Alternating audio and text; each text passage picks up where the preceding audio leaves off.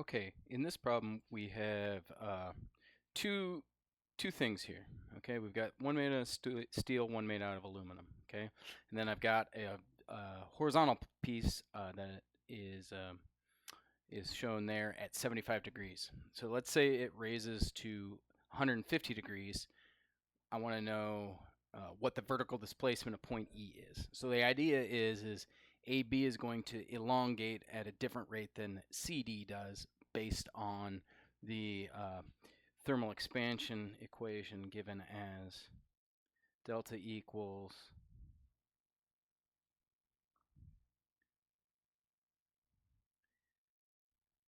delta TL.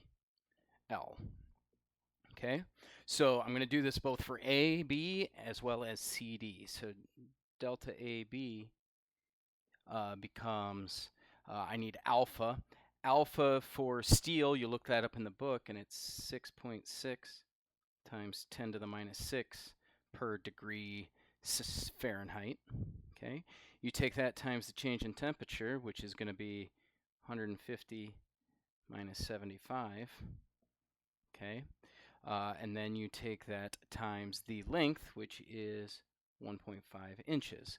So AB elongates 0.0007425, and that's going to be inches. Do the same thing for delta CD, which is made of aluminum, which has almost twice the alpha of 12.8 times 10 to the negative 6th. Okay, and then that's times 150 minus 75 for the change in temperature.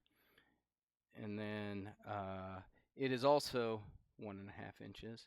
So it elongates 0.00144, so about twice as far as AB did. So essentially what happens here is AB stretches up a certain amount, right? So this is delta AB, this is delta CD, and I'm looking for this change over here of E. So I just kind of have to do some similar triangles sort of thing to kind of figure this out. So if I make my triangle here, right, and I call, this height right here, I'll call it Y, okay? So Y, the vertical Y all over the horizontal of the entire horizontal, which is 3.25, has to equal the vertical of the smaller guy, which is going to be the difference in the change. That's going to be 0.00144 minus 0.0007425, and that's all divided by just 0.25. So again, I'm doing similar triangles to basically figure out what Y is, and from that I learned that Y equals 0.0090675.